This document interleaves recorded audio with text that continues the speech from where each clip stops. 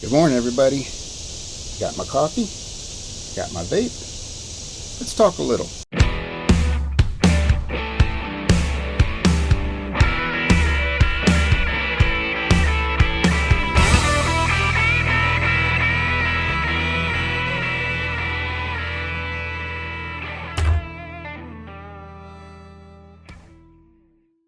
So today I wanted to continue the conversation about momentum.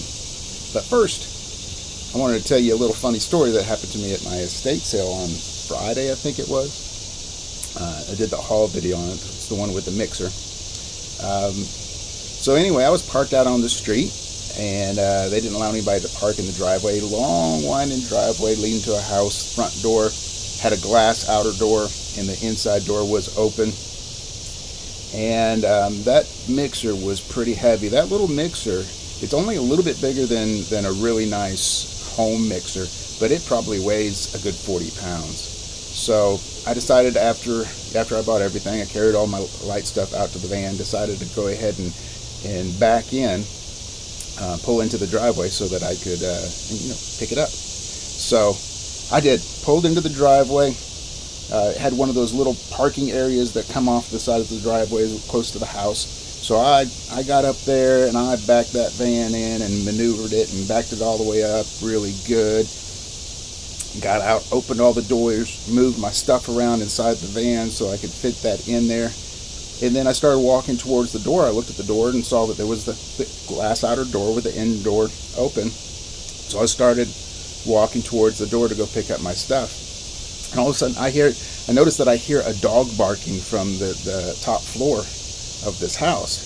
And I thought to myself, well, that's odd to have a dog at an estate sale. It's like that must have been behind one of those doors that they said keep out, private keep out. And that would have been a surprise if somebody would have opened it and the dog had been there. And just before I get to the steps, I think to myself, wait a second. I think I would have noticed that dog barking. I looked out at the end of the driveway at the estate sale sign, and sure enough, I was in the neighbor's yard. Can you imagine what would have happened if I would have walked into their front door? Especially with a dog. Anyway, that kind of stuff happens to me often. Take a sip. Anyway, I wanted to continue the conversation on momentum. And that is starting off with momentum killers. Because remember, just to refresh, we're talking about that carousel in the playground that is hard to get moving, and it gets easier and easier and easier, and then all of a sudden it starts taking on its own momentum. And then all you have to do when it starts slowing down is jump off and give it a little tiny push. And that's the idea of momentum. Well, if you don't get off and give it that little push, it will continue to slow down and the momentum will die on you. If you stop pushing before it starts taking off, it will die on you. If you slow down before it starts taking off, it'll die on you. And there's nothing more frustrating than to especially start putting all that effort that it takes to get it going and then have it going back and forth like a rubber band. I've experienced that a lot. I've been on both sides of that equation there, but I've experienced that frustration of stopping. And you will notice with the crazy picker life that when they go on vacation, they're getting great momentum and it's taking off. But when they go on vacation, that momentum is going to go down.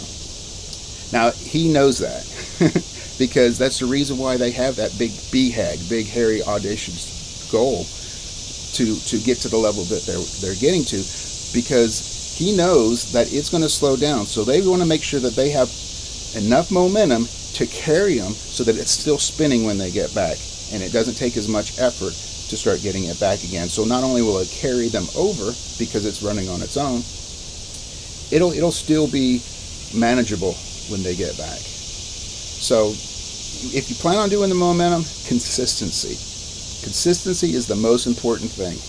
A wise man once told me, he asked me, Phil, if you have one of those big giant redwoods, you ever seen those or seen pictures of them like in Washington State that they drive cars through?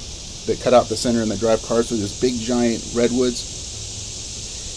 And I give you one of those little Boy Scout hatchets from the 50s that hasn't been sharpened, that's dull. Do you think you could fell that tree? And of course I said, no, I don't think I can. And he said, I think you can. If you go in, just go out there. If you do 5 chops a day, 5 chops, just bam, bam, bam, bam, bam, eventually that tree will fall down. Now, it will take you a long, long time, but if you don't go out every day, you're going to make such a small mark on it that it's going to tend to heal in between, and you're going to be frustrated because you're going to be spinning your wheels. So I take that into account. I've had to do that a lot. If you've watched my story video, I'm not going to get into it, but I had some physical challenges when I retired 5 years ago, and I've had to take things slow, but I had to take things steady, and I've had amazing results because of it. The Aesop's fable, I think it is, about the tortoise and the hare, slow and steady wins the race. Well, that's partially true. You don't have to be slow. You just have to be steady. If you've got a tortoise that's slow and steady, and that hare was fast and steady, the rabbit's going to win the race every single time. So it doesn't matter. Fast and steady is better, but steady. The other thing is procrastination. I know. I hear you screaming. I hear you yelling. Me too. Procrastination is one of my top challenges in doing anything, because I'm that shiny quarter guy. I'll go, oh, look at that quarter. Hey, what's that? Oh, squirrel? You know, I call rabbit hole things for a reason, because you're walking along and you're hunting a deer, and all of a sudden you see a rabbit hole, you go, oh, I bet you I can get that rabbit, and you start digging at that rabbit hole. You don't know if you're going to find that rabbit at the bottom of it or not, but you're going to waste a lot of time, and before you know it, it's going to get dark and you're going to have to go home empty-handed. So yeah, I know about procrastination. I again have been on both sides of that spectrum, where procrastination won out over me, or I won out over it. One big thing that I have to do is not to over-plan things. You can spend a lot of time analyzing things, the constipation of analyzation.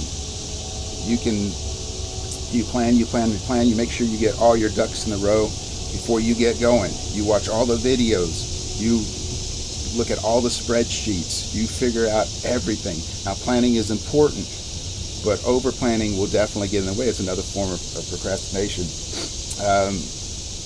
I go with 80% rule. If I'm 80% prepared, that's enough.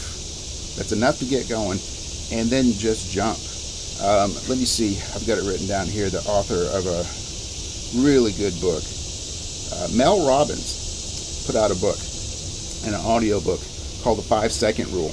And no, Scott, it's not talking about eating off the floor. In this book, it's a really simple concept.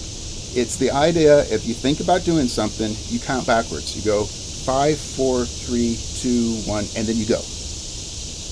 Just that. It's just as simple as that. 5, 4, 3, 2, 1, and you go. You launch. And that's important. You got to do that whole thing, because what that kind of does, that counting backwards, those 5 seconds counting backwards actually kind of clears your head of any of this minutia that's going on, and you just go. And I think that's probably the best thing that I've ever found, is you just stop thinking about it, stop planning, you just go. And yeah, you don't have everything planned out, but you're never going to have everything planned out, because life is always going to throw you those little curves. But you just know that you will deal with it one way or the other. If you don't know what you're doing when it comes up, you don't know how to go over it, through it, or around it, you'll figure it out. You'll stop, ask somebody. Then's the time to go look at a YouTube video. You'll figure it out. Just trust yourself.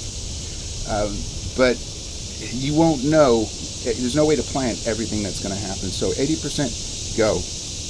And then the other thing that I found that works when I use it, and I can see the opposite results, that procrastination works. Why do I have problems saying that word? Procrastination works.